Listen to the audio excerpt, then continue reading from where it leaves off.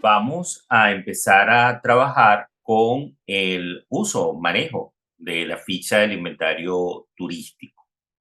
Es importante informar que esta ficha contiene 4 secciones. Estas secciones tienen que ver una con datos generales del atractivo, dos con la clasificación del atractivo, la sección tercera o C, condiciones del atractivo, es decir, en qué condiciones está el atractivo. La D es la infraestructura y servicios de apoyo al atractivo. Y la última, o 5, es la jerarquización del atractivo, es decir, la jerarquía que le vamos a dar al atractivo.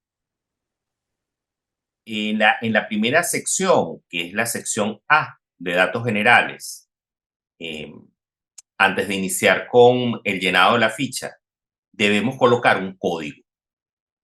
Ese código se recomienda que sean las 3 primeras letras del estado en el cual se está levantando el atractivo. Por ejemplo, vamos a hablar de el estado Falcón, sería colocarle fal, un guión y colocar al menos 2 ceros para poder y colocar el número 1, que sería el atractivo número 1 que se estaría levantando.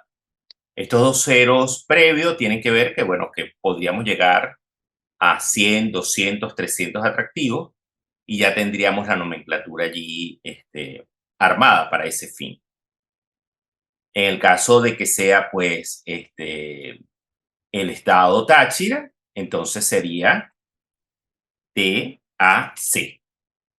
Ya nosotros tendríamos entonces la noción de que ese es el código del estado. De manera que es lo primero que debemos hacer nosotros al llenar la ficha. Luego, bueno, viene en esa sección de datos generales el organismo que la está llenando, el reporte, quién lo está haciendo, la persona específicamente que lo esté haciendo, si pueden colocar el nombre o si no el correo electrónico, pero preferimos que sea el nombre para que después podamos llevar todo el registro de las personas que participaron en el llenado de la ficha del inventario turístico a nivel nacional, ¿no? Estamos hablando también de la fecha, es muy importante, el nombre oficial del atractivo, porque a veces tenemos atractivos que tienen un nombre común, que aquí aparece, pero también tienen un nombre oficial. En el caso de que este sea el caso, pues se colocan ambos, estado, municipio, parroquia, la ciudad o población en la que se encuentra, si es una región específicamente, o si es un sector. También es importante colocarlo, y las coordenadas geográficas. Se recomienda que las coordenadas geográficas sean aquellas con las que se trabaja en Google Maps. ¿Por qué? Porque, bueno, es una lectura universal y a futuro va a ser mucho más práctico cuando se levante un mapa interactivo de los atractivos turísticos, ¿no? Entonces, recuerden que las coordenadas que utiliza Google Maps tienen que ver con las coordenadas WGS 84. Eh, Eso es por las siglas en inglés del Sistema Geográfico Mundial. Entonces, esta georreferenciación o georreferencia de lo que son estas coordenadas geográficas son fundamentales. En este momento es fundamental para orientar mapas turísticos. Si el equipo que está levantando el inventario puede, en algún caso, alguna circunstancia, estar en el lugar específicamente donde está el atractivo y de una vez incorporarlo allí a Google Maps, sería fantástico. Si no, bueno, colocarle las coordenadas. Para eso es importante estar al menos en el sitio. Si no aplica, bueno, no se coloca. Pero la mayoría de los atractivos que ustedes puedan colocar con coordenadas es fundamental. Lo otro es saber si el atractivo está en una zona turística, declarada como zona turística, es importante, es decir, que la hayan decretado como zona turística, bien sea a nivel municipal, bien sea a nivel estatal o a nivel nacional. Sabemos que quien puede dar esa categoría o jerarquía es el Ministerio de Turismo. Pero bueno, a veces hay ordenanzas municipales que lo permiten o también decretos estadales que pueden permitir ese tipo de mención, categoría, zonificación. También saber si se encuentra en una ruta turística, si es una ruta turística que está activa, si existe, cuál es el nombre de esa ruta turística. Es fundamental. Los horarios, los días de ingreso, eso es muy importante también, y quién lo administra. Este punto es clave. ¿Quién administra o tiene la responsabilidad sobre ese atractivo? Entonces, bueno, aquí se da toda la nomenclatura desde nacional, estatal, municipal, comunal, indígena, que es muy importante, si es privada, si tiene, si es mixta o, bueno, si hay otra especificación allí. Luego nos vamos entonces ya con la sección B, que es la clasificación del atractivo, y en esa clasificación pues tenemos los distintos tipos de categoría en los que vamos a tener los atractivos, desde categoría 1 hasta categoría 4. Estas categorías implican lo que es el tipo, ¿no? El tipo del atractivo en función de cada una de las categorías. En este caso estamos hablando de patrimonio natural, los tipos que tendríamos allí dentro del patrimonio natural, que ustedes puedan este, clasificar el atractivo en uno de estos tipos. Estos son tipos universales. De hecho, se tomaron de varios catálogos de atractivos y de patrimonio turístico a nivel internacional. Y bueno, hay que eh, colocar en una tipología específica el atractivo dentro de en estas categorías, ¿no? Estamos hablando de la categoría 2, tiene que ver con patrimonio cultural e histórico, que no podemos confundirla con la categoría 4, que son realizaciones contemporáneas. Es decir, podríamos pensar que dentro del patrimonio cultural histórico pueden entrar eh, todo lo que son los atractivos arquitectónicos, pero no necesariamente ellos deberían estar allí, sino en realizaciones contemporáneas. Más bien, el patrimonio cultural histórico tiene que ver con toda la cantidad de edificaciones, monumentos que están desde el punto de vista histórico, incluso más allá del siglo XIX, siglo XVIII, incluso principios del siglo XX, donde se desarrollaron acontecimientos históricos. Entonces, no necesariamente tiene que ver con algo arquitectónico, que sí lo podemos clasificar dentro de la categoría 4 de atractivos, que son realizaciones contemporáneas. Entonces, bueno, aquí tenemos la categoría 2, que es patrimonio cultural e histórico, los tipos, la categoría 3, que son manifestaciones artísticas, folclóricas y deportivas, la categoría 4, que son realizaciones contemporáneas. Entonces, fíjense que ahí en las realizaciones contemporáneas tenemos edificios, industrias, bulevar, todo lo que pueda ser una realización arquitectónica contemporánea o de uso que sirva como atractivo turístico. Entonces, bueno, aquí es muy simple porque según la categoría o el patrimonio que tengamos a nivel de tipo, podemos, bueno, supónganse ustedes que es una catedral, marcamos una X y ya queda el atractivo clasificado, o dentro de una categoría y dentro de un tipo. Esto va a facilitar, por supuesto, el hecho de que después entendamos cuánto tenemos de patrimonio cultural e histórico en un estado, cuánto tenemos de patrimonio natural, cuánto tenemos de manifestaciones artísticas, aprovechado turísticamente. Luego que pasamos esta sección, que es la B, vamos a la sección C, que son condiciones del atractivo. Eh, Esta sección la colocamos para tener información real de cómo se encuentra el nivel de conservación del atractivo, sus vías de acceso, la situación legal, cómo está el tipo de ingreso o cómo es el tipo de ingreso eh, al mismo. Y entonces, bueno, también los medios de acceso que tenemos al atractivo. Entonces, esto nos va a permitir a nosotros también generar recomendaciones a las autoridades competentes para que un atractivo pues, pueda estar en condiciones óptimas de manejo y uso. Entonces, aquí, fíjense, tenemos el estado actual de conservación del atractivo, el tipo de ingreso al atractivo, los medios de acceso a ese atractivo, la conservación de las vías de acceso a ese atractivo, la situación eh, legal del atractivo, ¿no? Eh, Aquí también hay una parte donde podemos colocar actividades que se realizan en el atractivo, que pueden estar dentro de las categorías antes descritas en la sección B o no, porque en la sección B también tienen la posibilidad de ustedes poder colocar información complementaria.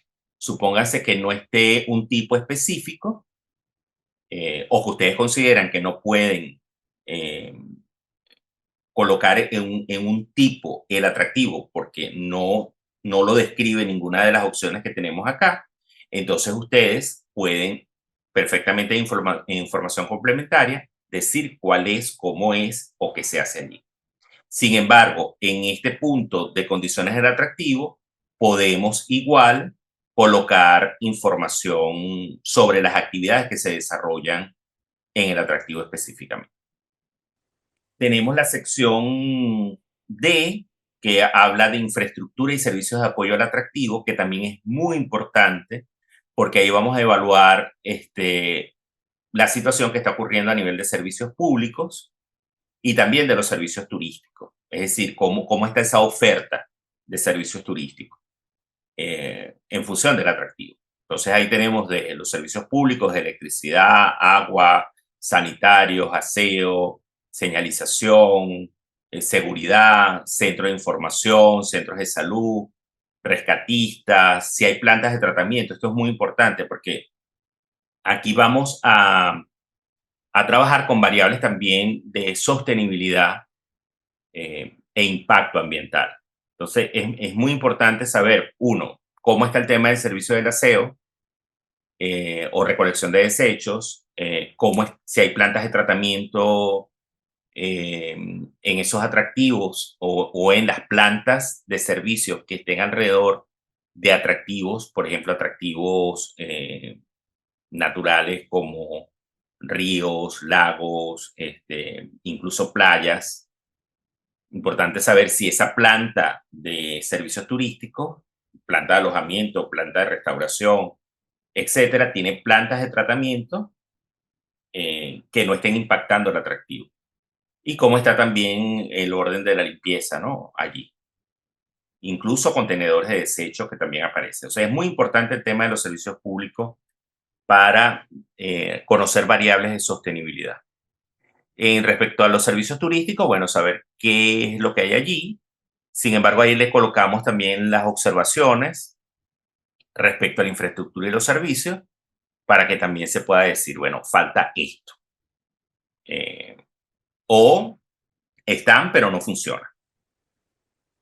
Luego tenemos la sección E, que es la última sección de la ficha, y aquí tenemos la jerarquización del atractivo. Entonces, fíjense ustedes, está jerarquía 1, que es el que tiene como la menor jerarquía y no necesariamente sea un atractivo de mucho interés para incorporarlo a la oferta turística. En jerarquía 2, pues ya empieza a tener un poco más de interés para entrar dentro de la oferta turística, pero indiscutiblemente son los de jerarquía 3 y los de jerarquía 4 a nivel de atractivos turísticos que son fundamentales para poder incorporar dentro de un catálogo u oferta. Esto implica, bueno, que el máximo nivel de jerarquía es jerarquía 4, y ahí es fundamental comprender que cuando vamos a clasificar o jerarquizar, mejor dicho, un atractivo en esta jerarquía, es porque tiene un valor patrimonial único. Es decir, que es algo que no existe en la misma región, que es único en la región, o que es único en el país, o que es único a nivel mundial. Por ejemplo, un salto ángel es único. Entonces, un rayo del Catatumbo es único. Ese tipo de atractivos que hacen que sea realmente exclusivo, ¿no? La exclusividad de ese atractivo. Eso es lo que lo hace llevar a jerarquía 4, que es la máxima jerarquía. Regularmente los atractivos están en jerarquía 3, la mayoría de los atractivos. No reviste algo que sea importante, más allá de, o que tenga una exclusividad absoluta. Por ejemplo, en Falcón, si tenemos, podríamos hablar de los parques nacionales en jerarquía 4, probablemente, probablemente. Si hay paisajes extraordinarios, eh, situaciones o cosas extraordinarias que se generen allí o que concurran en ese espacio, probablemente puede ser de valor patrimonial único.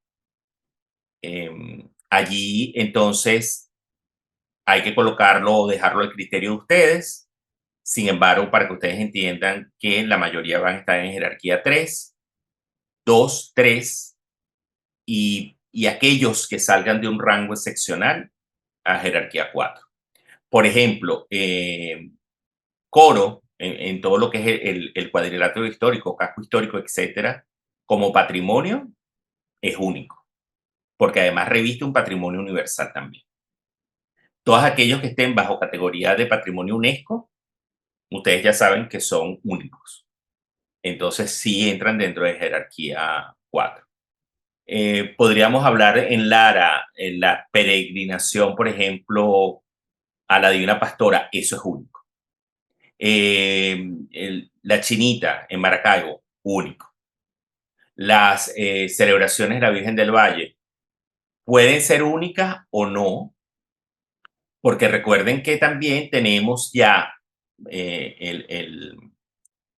todo lo que es el seguimiento, las peregrinaciones están en todo el oriente hacia la Virgen del Valle, que de hecho ha mermado parte de la corriente turística que venía a la isla de Margarita exclusivamente a ver la Virgen del Valle, porque bueno, ya en cada una de las localidades en Oriente hay iglesias de la Virgen del Valle. Entonces, mucha gente se queda ya en sus regiones de origen. Entonces, probablemente sea jerarquía 3, ya lo de la Virgen del Valle. Pero la Divina Pastora, todo el mundo va a la peregrinación de la Divina Pastora, todo el mundo va a las fiestas de la Chinita. Entonces, es importantísimo que utilicemos un criterio eh, en función de esta jerarquización que hagamos de los atractivos. Bueno, esto es la ficha del inventario, el manejo de ella. Esto también, aquí ustedes van a tener varias fichas, es decir, cada archivo que se les envíe o que se les va a enviar va a tener 20 atractivos, es decir, que ustedes van a poder abrir o registrar en un mismo archivo hasta 20 atractivos. La sugerencia es que cuando ustedes reciban el archivo original, coloquen, supónganse ustedes si van a trabajar con un municipio, de una vez guarden el archivo como municipio tal, el otro municipio, y siempre van a tener la oportunidad de tener 20 fichas en un mismo archivo. Esa es la idea, para incluso facilitar el proceso de sistematización.